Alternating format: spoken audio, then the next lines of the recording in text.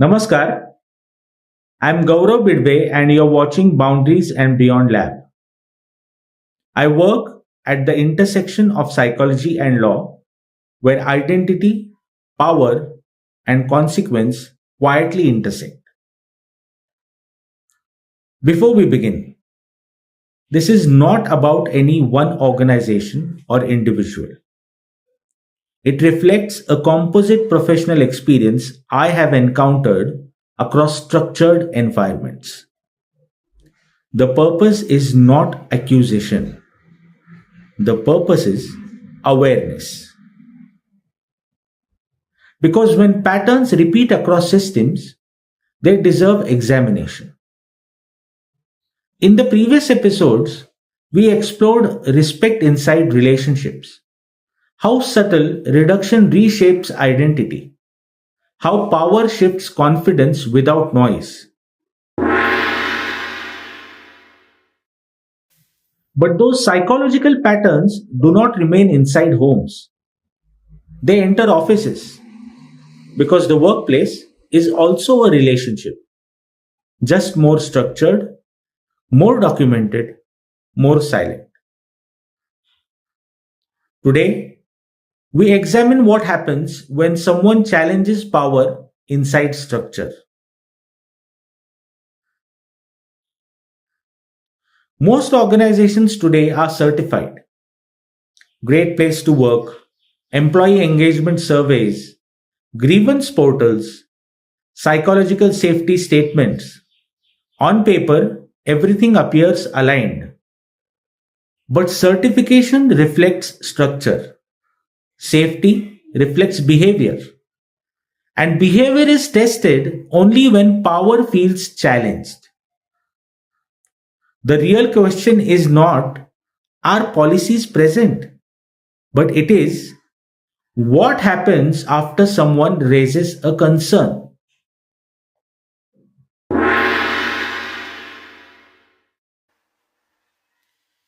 In a recent consultation session, a senior professional shared an experience. Over 2 decades in the same organization, consistent performer, financial responsibilities stable, respected.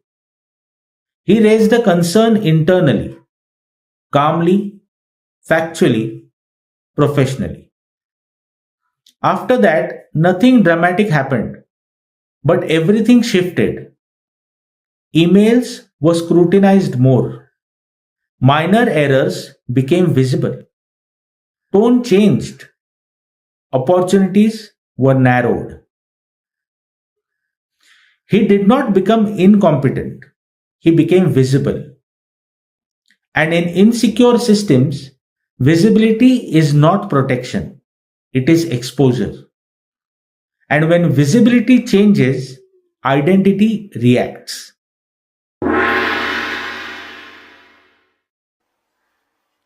Confidence does not collapse loudly, it erodes through micro signals.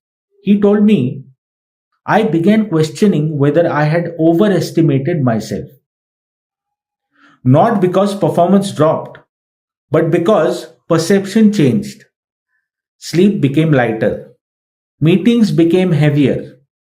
He began speaking less. On paper, he was employed. Psychologically, he was destabilizing. The nervous system does not differentiate between corporate politics and threat.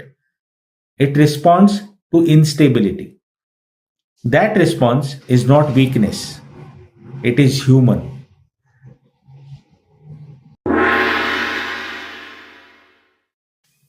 Here is the uncomfortable truth. Sometimes organizations are not entirely toxic. Sometimes individual insecurity inside leadership creates distortion. Insecure leadership does not shout, it isolates. It does not terminate immediately, it exhausts.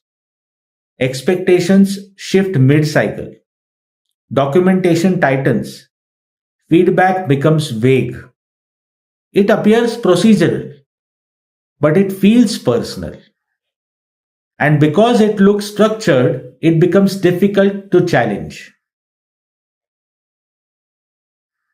When someone challenges power, power rarely admits discomfort. It reorganizes quietly.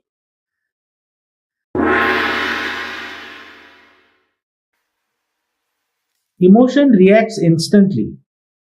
Structure records permanently. Eventually, he was placed on a PIP. He believed it was retaliation, but documentation now existed. And in corporate systems, what is written often outweighs what is felt. This is where psychology and law intersect. An ego may react in a moment, but structure builds a record, and record carries consequence.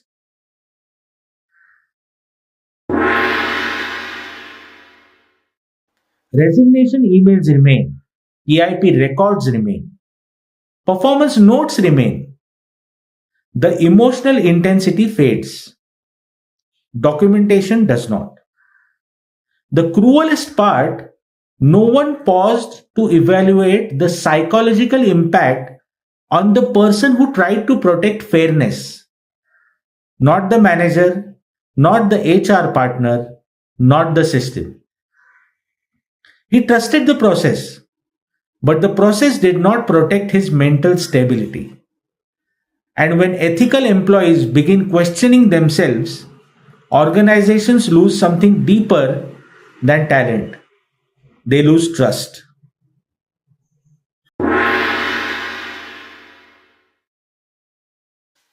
Before making irreversible professional decisions, ask, is this a sustained pattern or a triggered reaction? Have I documented objectively or am I reacting emotionally? Is the system structurally unsafe or psychologically destabilizing? Clarity requires regulation. Regulation requires pause. And pause protects identity.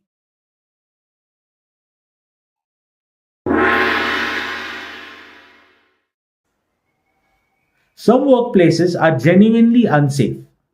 Some leaders are insecure. Some systems fail. But your decision must not be driven by destabilized identity. It must be driven by clarity. Psychological safety is not the absence of complaints, it is the presence of fairness after discomfort. If raising a concern costs someone their stability, the system must reflect. Fear eventually costs more than truth. If this conversation felt uncomfortably familiar and you are navigating a high stakes professional decision, pause before reacting. Identity destabilization should not drive irreversible consequences. I work privately with professionals at the intersection of psychology, structure, and consequence to bring strategic clarity before decisions become permanent. Details are in the description. Thank you. See you soon.